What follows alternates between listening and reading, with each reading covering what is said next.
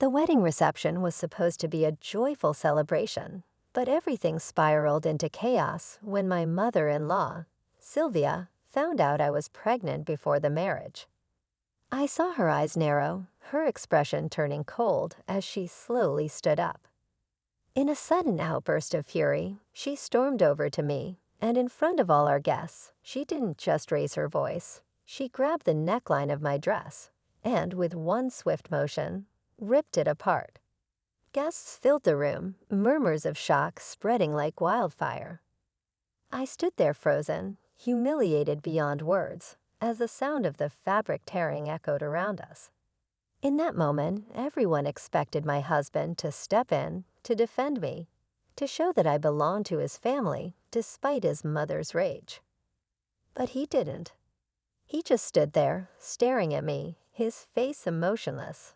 No word of support, no gesture of comfort. I was left utterly alone, shamed and exposed before a room full of people.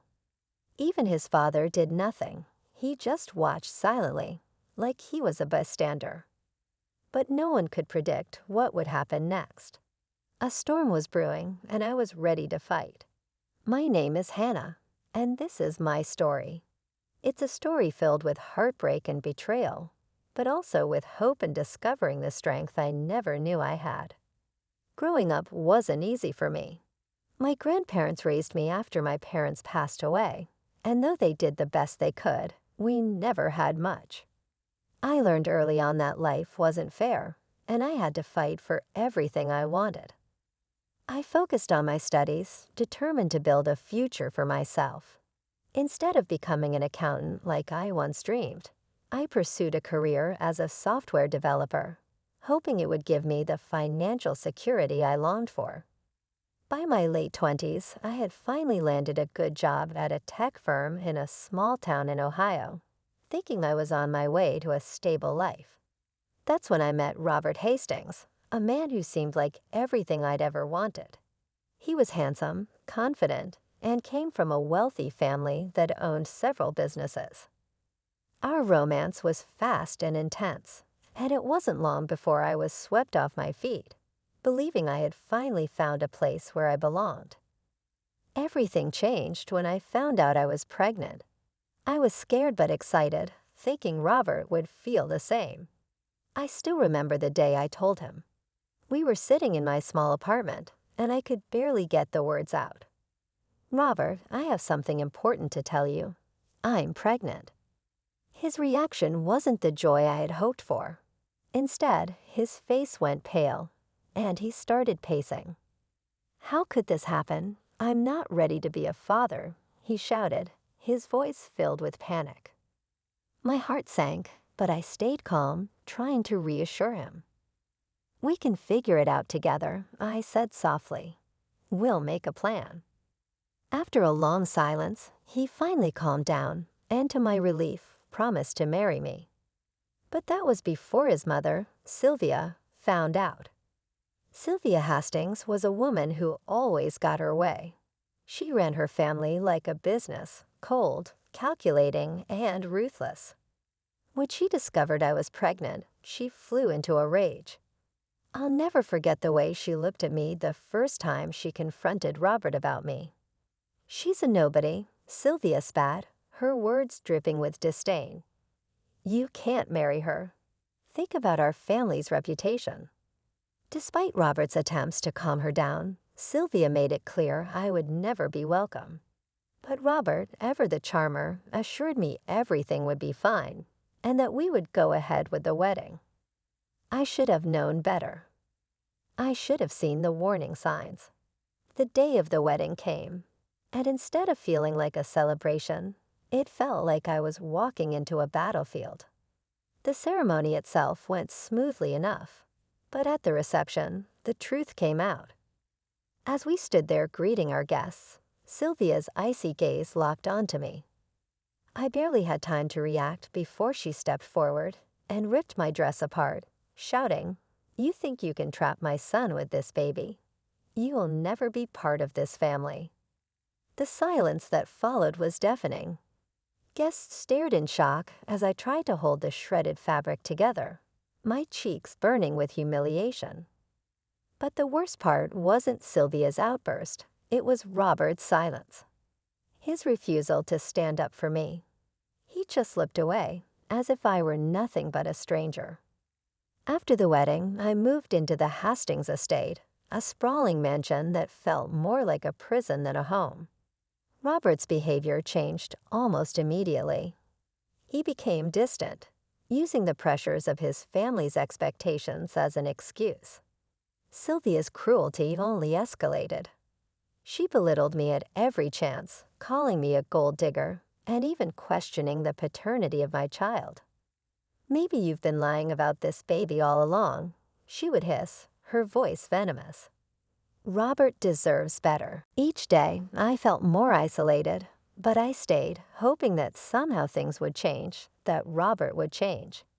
It wasn't until I gave birth to my son, Jacob, that I realized just how trapped I was. Holding Jacob in my arms, I knew I had to find a way out. That's when Mark and Laura, two friends I met through a local community group, came into my life. Mark, a kind-hearted man in his early 40s, with a limp from an old injury, and Laura, his sister, a nurse's aide, became my lifeline. They offered me the support I desperately needed. "Hannah, you're stronger than you think," Mark would say whenever I felt overwhelmed. "You can build your own family. You don't need them." Their words gave me hope, and I began to imagine a life free from Sylvia's control. But just as I was beginning to rebuild, Sylvia escalated her attacks. One night, I overheard her telling Robert, "You need to put your foot down, or you'll lose everything. She'll take the baby and ruin your life." Robert's response stunned me. "I don't know what to do, Mom," he said quietly. "What am I supposed to do?" In that moment, I knew I had to protect Jacob. With Mark and Laura's help, I began gathering evidence, documenting every insult, every threat, every attempt to undermine my role as a mother. When the day of the custody hearing came, I was terrified. Sylvia, impeccably dressed, looked at me like she had already won. But I stood my ground, presenting my case with all the strength I had fought so hard to find. When the judge granted me full custody of Jacob, I felt the chains finally break. "This isn't over, Hannah," Sylvia snarled as we left the courtroom. "Maybe not," I replied, holding my son close. "But I will always fight for him." In the months that followed, I began to rebuild my life. I found a small house, filled it with love and laughter, and watched as Jacob grew stronger every day. With Mark and Laura by my side, I created a new family, one built on trust and support. I wasn't just surviving anymore. I was thriving, and for the first time in a long time, I felt truly free. Here's a modernized version of your text with some words changed. I felt genuinely free. Sylvia may have tried to ruin me, but she underestimated one thing. I'm a fighter, and I'll always protect what's mine. Yet Sylvia's threats were very real. Even though I won custody of Jacob, I knew she wouldn't let me live in peace. For weeks, there were rumors and whispers, with people telling me that she was looking for ways to undermine the court's decision. "She's not going to give up," Mark warned me one day over coffee, his brow furrowed with concern etched across his face. "You need to stay vigilant." "I know," I murmured, glancing down at Jacob, who was quietly playing beside me. The thought of losing him sent a chill down my spine, and I tightened my grip on my coffee cup, determined not to let fear take over. Asterisk in ready for whatever she throws at me, asterisk, I thought. I believed I was prepared, but then Sylvia made her next move. One evening, as I was putting Jacob to bed, there was a loud knock at the door. I cautiously opened it, only to find two uniformed officers standing on my porch. "Ma'am, we need to talk," one of them said in a serious tone. "We received a report that you're unfit to care for your son." My heart sank. Asterisk what? That's a lie. Who would? Asterisk, but I stopped mid-sentence. Of course, it was Sylvia. This was her way of trying to take Jacob from me by any means necessary. "Ma'am, we're going to need to look around," the officer said gently, but I could see the suspicion in his eyes. I knew what Sylvia was trying to do. Paint me as some sort of unstable, negligent mother. If I wasn't careful, she could win. "Go ahead," I said, trying to keep my voice steady. "You won't find anything." They moved through the house, checking every room while I stood there, my stomach in knots. When they were done, the officer nodded. "Everything seems fine here, ma'am, but I suggest you be cautious. False reports like this can sometimes escalate." I nodded, but inside, I was fuming. Sylvia had crossed a line, and I knew that if I didn't take action, she would keep pushing until she found a way to destroy me. I needed to find a permanent solution, something that would protect Jacob and end her interference once and for all. The very next day, I called Mark and Laura. "We need to talk," I said urgently. They came over right away, and we sat around my tiny kitchen table strategizing. "She's not going to stop," I told them. "I need to find a way to get her out of our lives for good." Laura's eyes flashed with determination. "Then we fight fire with fire." "What do you mean?" I asked, confused. "We gather evidence on her," Mark said slowly. "She's been playing dirty, trying to paint you as an unfit mother. But what if we could show the court who she really is and prove that she's unfit to be anywhere near Jacob?" It was a risky move, but I knew it was my only option. Over the next few weeks, we gathered everything we could. Recordings of her phone calls, videos of her erratic behavior, and testimonies from former employees who had seen her lose her temper in dangerous ways. Slowly, we built a case against her. The day we presented it to the judge, Sylvia looked furious. "You think you can turn my own tactics against me?" she hissed, her eyes blazing with rage.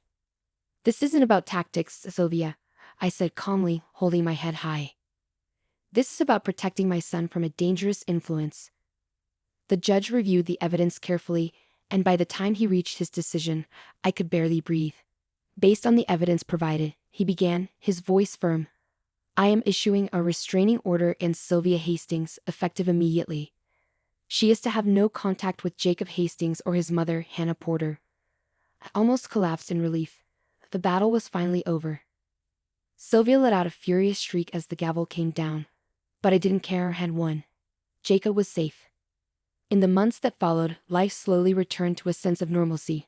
I found a new job in a different town, hoping to build a fresh start for Jacob and me, far away from Sylvia's reach. Mark and Laura helped me move, their support unwavering as always. One sunny afternoon, as I watched Jacob play in our new backyard, I felt something I hadn't felt in a long time. Peace. Sylvia had tried to tear me down, but I was still standing strong, stronger than ever. I had faced her darkness and emerged not just as a survivor but as a warrior. Mark and Laura were there too, sitting with me on the porch, laughing and enjoying life's simple pleasures. They had become my chosen family, the people I could count on through thick and thin. We might not share blood, but we shared something deeper: loyalty, love, and an unbreakable bond forged through adversity. As the sun set, casting a warm glow over the yard, I turned to Mark. "I couldn't have done this without you." "You didn't need me, Hannah," he replied gently. "You had the strength all along. I just reminded you of it." Tears filled my eyes, but they were tears of joy. For the first time in a long time, I felt like I had truly found my place in the world. I wasn't just a mother struggling to survive. I was a woman who had fought for her family and won. Sylvia may have lost the battle, but she taught me something important: that I could face the worst and still come out standing. I would always carry the scars of this experience, but I would wear them proudly. They were proof that I was unbreakable. I looked down at Jacob, who was giggling as he chased a butterfly around the yard. "We're going to be okay, baby," I whispered softly. "We're going to be more than okay, because no matter what the future holds, I know one thing for certain. I'm finally free to build the life I've always dreamed of for myself and for my son." We had faced the storm, and now, at last, the skies were clear. Together, we would forge a new path. One filled with love, strength, and the promise of brighter days ahead. In the months following the court ruling, life gradually fell into a peaceful rhythm. I found a small house in a quiet neighborhood, far removed from the chaos of the Hastings estate. Each morning, I watched Jacob grow stronger, his laughter filling our home with warmth. I started working remotely, developing software for a small firm, and the simple joys of our new life, like Jacob's giggles as he chased butterflies in the backyard, became my source of strength. Mark and Laura remained constants in my life, visiting often to check in and lend a helping hand. It had become the family I always longed for, proving that love and loyalty aren't always bound by blood. As I sat on the porch one evening, holding Jacob close, I finally allowed myself to breathe. I was no longer just surviving, I was thriving. I had fought for my son, for our future, and against all odds, we had won. The scars of the past still lingered, but they no longer defined me. Instead, they served as reminders of the strength I had found within myself. For the first time in a long time, I felt genuinely free and hopeful about the future, ready to embrace whatever came next.